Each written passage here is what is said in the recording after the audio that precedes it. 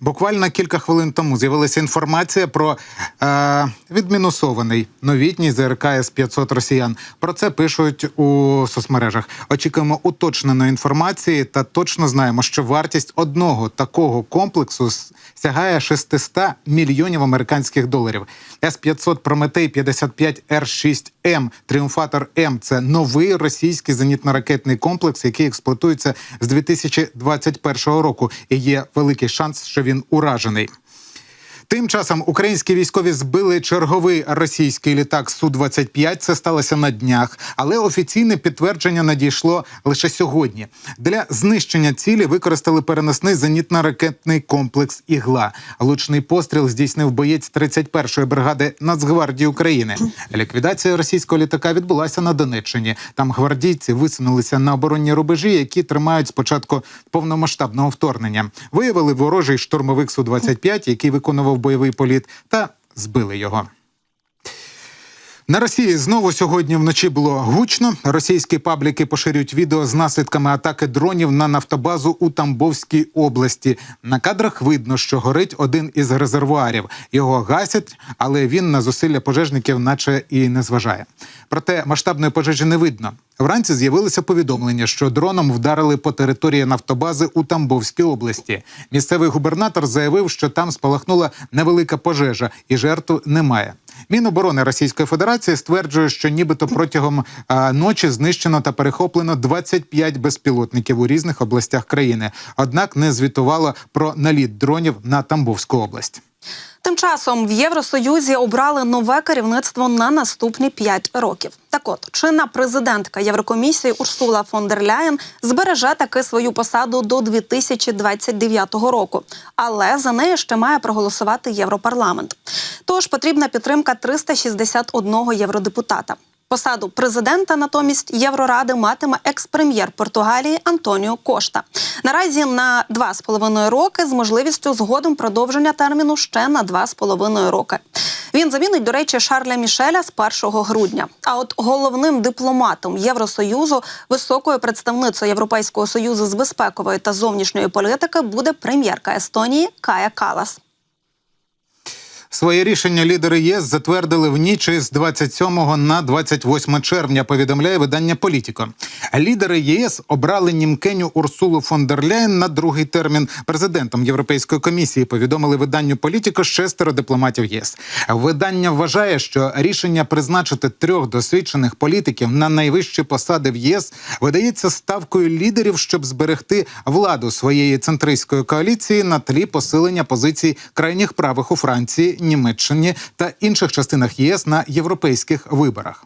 Звернули увагу і на сам момент оголошення імен майбутніх лідерів. Їх назвали у той момент, коли Європейський Союз переживає відносну невизначеність з обох сторін у зв'язку з наближенням виборів у Великій Британії, які швидше за все призведуть до зміни політичного керівництва вперше за 14 років, а також через повномасштабне вторгнення Росії в Україну, що триває 3-й рік, та позачергових виборів до парламенту у Франції, які оголосив Еммануель Макрон.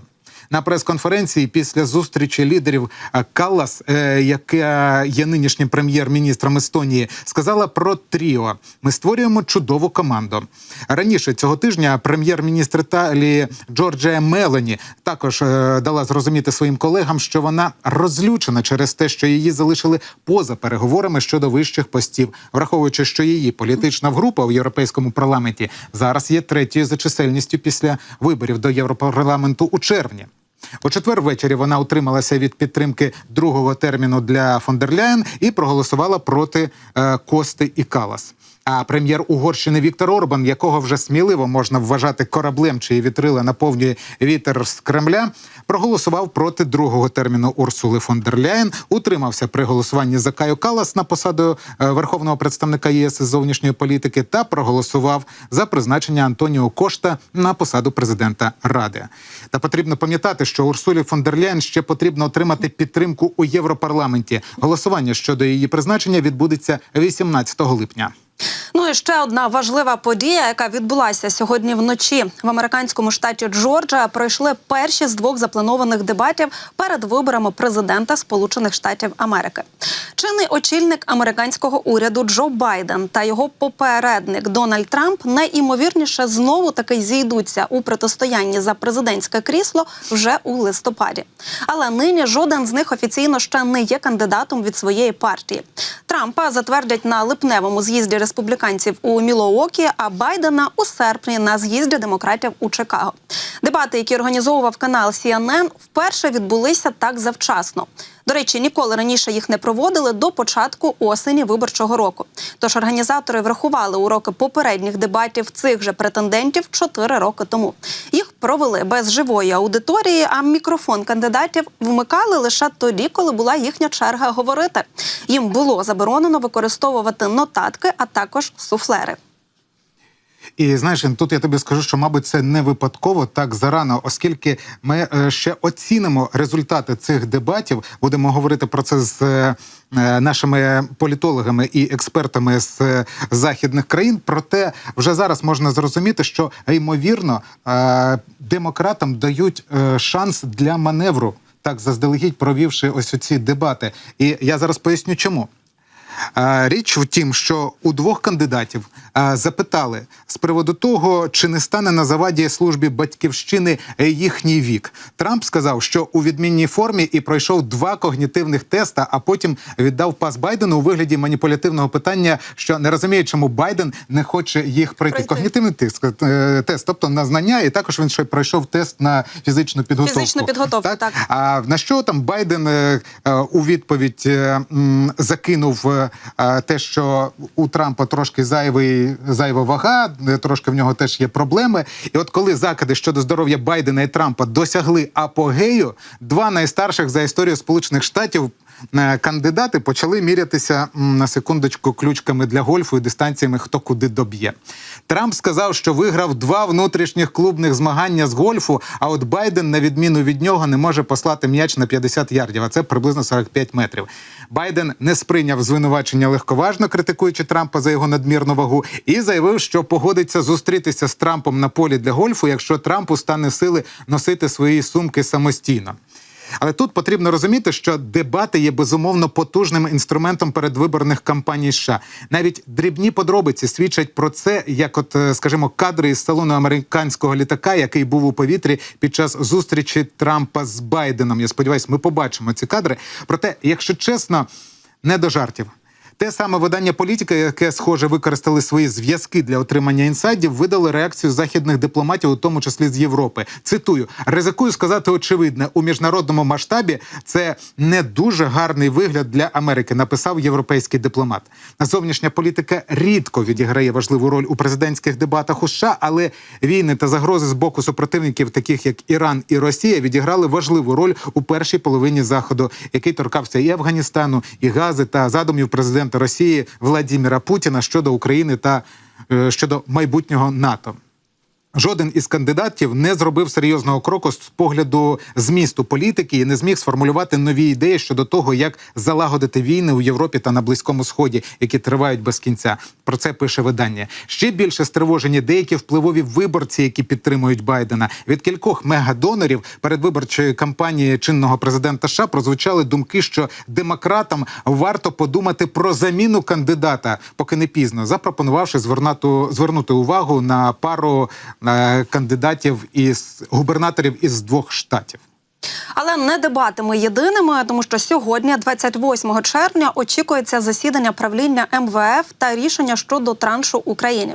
Мова йде про 2 мільярди 200 мільйонів доларів. І от прем'єр-міністр Денис Шмигаль повідомив, що Україна має отримати ці кошти від Міжнародного валютного фонду вже до кінця цього місяця, а отже, сьогодні-завтра. Нагадаємо, попередній транш МВФ Україна отримала у березні цього року, ну а вчора до Державного бюджету України надійшов транш у розмірі 1 мільярд 900 мільйонів євро. Але це вже від Європейського Союзу за програмою Ukraine Facility.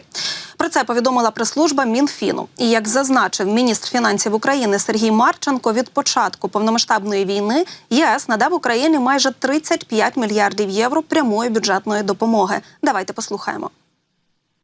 Ці кошти сприяли підтримці макроекономічної стабільності, а також дозволяють забезпечувати фінансування пріоритетних бюджетних потреб. За його словами, ЄС є ключовим партнером України, який продовжує відігравати вирішальну роль у прискоренні перемоги та зміцненні економічної стійкості країни. Ну і далі про енергетичну ситуацію в країні. Станом на 28 червня в Україні з різних причин знеструмлені 459 міст і сіл. Через спеку споживання вдень та ввечері передбачається на 2,5% вище, ніж напередодні. Про це повідомили у Укренерго. За прогнозом, через спеку споживання сьогодні вдень та увечері передбачається на 2,5% вище, ніж в аналогічні години 27 червня.